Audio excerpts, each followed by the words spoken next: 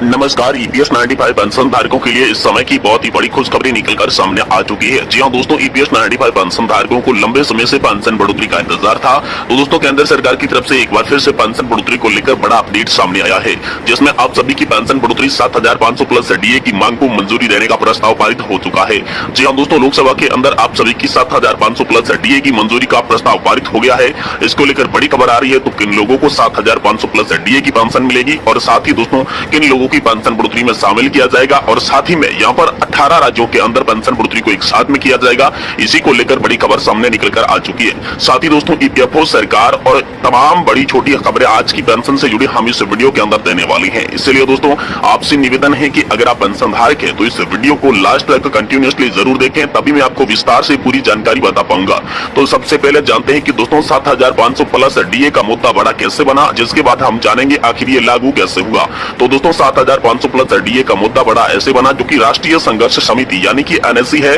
वो लगातार 6 से 7 सालों से 7,500 प्लस डीए को लेकर लगातार प्रदर्शन कर रही है। और इसी प्रदर्शन को देखते हुए 7,500 प्लस डीए का मुद्दा सरकार की जहन में आया, जिनमें यहाँ पर कमांडर अशोक जी रावत ने बीते कुछ ही दिनों में पहले जंतर मंतर पर बड़ा आंदोलन किया था। इसी आंदोलन को देखते हुए यहाँ पर आप सभी के लिए बड़ी खुशखबरी निकलकर सामने आई थी, जिसमें यहाँ पर देश के अलग अलग नेताओं से एनएससी राष्ट्रीय संघर्ष समिति के कमांडर अशोक जी रावत ने मुलाकात की थी। और उस मुलाकात का बड़ा नतीजा सामने निकल कर ये आया कि उस मुलाकात से देश के अलग अलग नेताओं के जहन में ये मुद्दा पहुंच गया कि पेंशन धारकों का मुद्दा कितना बड़ा है और पेंशन धारकों का ये जो मुद्दा है, ये जो मांगे हैं, ये जायज है। कमांडर अशोक जी रावत ने यहाँ पर सरकार को पहले एक नोट लिखकर भेजा था, जिसके अंदर सरकार को सितंबर एंड तक का टाइम दिया गया था। जी हाँ दोस्तों, तो सितंबर का माह शुरू हो चुका है और 1 महीने का समय बचा है। आप सभी की पेंशन बढ़ोतरी के द्वारा दिए गए जो मांग पत्र था, जो की एक लेटर था, जो सरकार को कमांडर अशोक जी रावत ने लिखा था, जिनमें यहाँ पर 4 सूत्रीय मांगों का उल्लेख किया गया था, जिनमें आप सभी की पेंशन बढ़ोतरी 7,500 प्लस डीए की मांग प्रमुख रखी गई थी।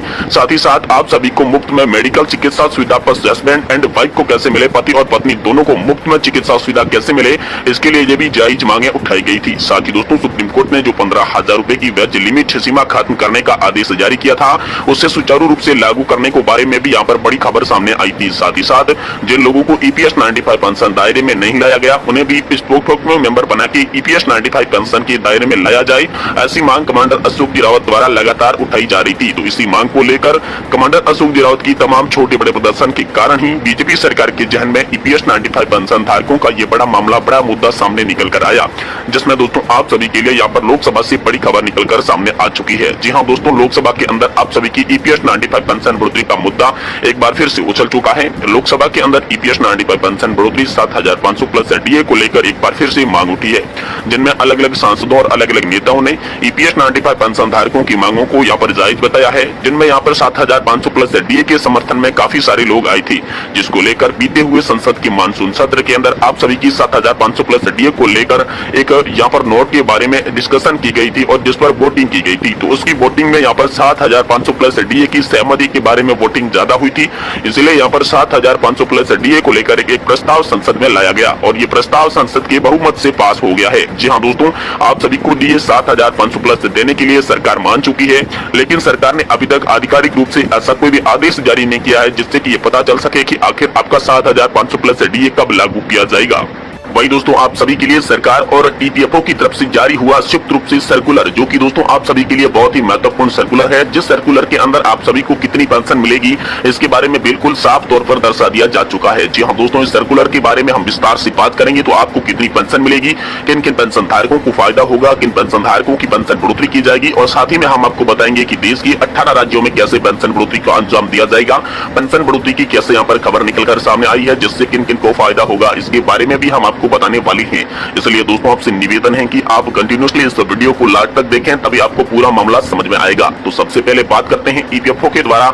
शुरू किया गया यहाँ पर नया सर्कुलर जो जारी किया गया, उस सर्कुलर के आधार पर आपको पेंशन कैसे मिलेगी और कितनी मिलेगी। तो दोस्तों ईपीएफओ ने ये जो सर्कुलर जारी किया है, ये दोस्तों सर्कुलर आप सभी के अंशदान और योगदान के आधार पर किया है। जी हाँ दोस्तों, आपने ईपीएफओ के अंदर कितना कंट्रीब्यूशन किया है, उसी के हिसाब से आपको कितनी पेंशन मिलेगी, इसके बारे में इस सर्कुलर के अंदर साफ साफ दर्शा दिया गया है, जिसमें आप सभी को 3 कैटेगरी में बांटा गया है। पहली कैटेगरी में वो लोग आते हैं जिन्होंने यहाँ पर 15 से 20 साल के बीच का योगदान दिया है या 15 साल से कम का बीच का योगदान दिया है, तो उन लोगों को कितनी पेंशन दी जाएगी, इसके बारे में यहाँ पर साफ करते हुए ईपीएफओ ने यह दर्शा दिया है कि उन लोगों को 1000 रुपए की न्यूनतम पेंशन से लगाकर 5000 रुपए तक की पेंशन देने का हक माना जाता है और उन्हें ये पेंशन मिलनी शुरू हो जाएगी। साथ ही साथ दूसरी कैटेगरी की बात करें तो दोस्तों यहाँ पर लोग आते हैं 20 साल से लगाकर 30 साल तक योगदान करने वाली। जी हाँ दोस्तों, अगर आपने ईपीएफओ के अंदर 20 साल से लगाकर 30 साल तक का लगातार कंट्रीब्यूशन दिया है तो दोस्तों आप सभी को यहाँ पर पेंशन मिलेगी 5000 रुपए से लगाकर 7000 रुपए। जी हाँ दोस्तों, 5 और 7000 रुपए के बीच में पेंशन उन लोगों को मिलेगी जिन्होंने यहाँ पर 20 साल से लगाकर 30 साल के बीच का कंट्रीब्यूशन ईपीएफओ के अंदर लगातार अंशदान किया है।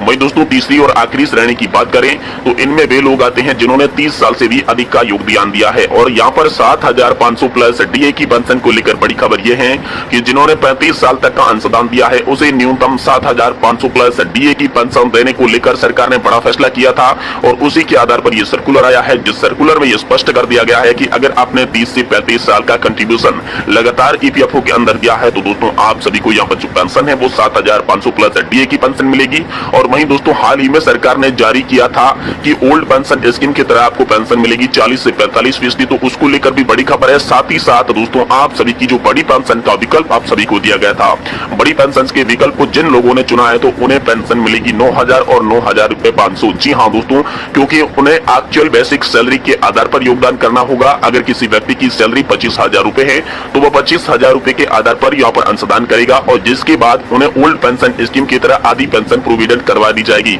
यानी अगर आपकी सैलरी 25000 रुपए है तो दोस्तों आपको 12500 रुपए प्लस डीए की प्रतिमाह पेंशन दी जाएगी। इस तरह का अपडेट और सर्कुलर के अंदर सरकार के द्वारा यहाँ पर बता दिया गया है। वही दोस्तों जिन लोगों ने उच्च पेंशन का विकल्प चुना था, जिसकी सैलरी यहाँ पर 50 से ज्यादा है, 70000 से भी ज्यादा है, तो दोस्तों उन्हें भी यहाँ पर ओपीएस की तरह आधी पेंशन मिलेगी। जिन लोगों की सैलरी यहाँ पर 75000 रुपए की है उन्हें दोस्तों यहाँ पर 34500 रुपए की पेंशन मिलेगी और जिन लोगों की सैलरी यहाँ पर 50000 रुपए की है तो उन्हें 25000 रुपए की गारंटीकृत पेंशन प्लस डीए और डीए के साथ साथ यहाँ पर सरकार के फैसले के अनुसार आप सभी को मुफ्त में मेडिकल चिकित्सा सुविधा प्रोवाइड करवाई जाएगी। मुफ्त में मेडिकल चिकित्सा सुविधा प्रोवाइड करवाने के लिए पहले ही मोदी सरकार ने आयुष्मान भारत योजना से पेंशन धारकों को लिंक कर रखा है, जोड़ रखा है और आने वाले समय में भी ऐसी नई योजनाएं लाई जाएगी जिसके तहत पेंशन धारकों को कड़े से कड़े लाभ पहुंचाए जाएंगे। तो दोस्तों आप सभी की पेंशन बढ़ोतरी को लेकर भी बड़ी खबर आई है, साथ ही आपकी मेडिकल सुविधा चिकित्सा सुविधा को लेकर भी बड़ी खबर आई है और संसद से आप सभी के लिए लगातार मांगे उठ रही है और साथ ही में नजदीक में आ रहा है आम लोकसभा चुनाव 2024, जिसको देखते हुए पेंशन पर लगातार मोदी सरकार एक्शन में नजर आ रही है।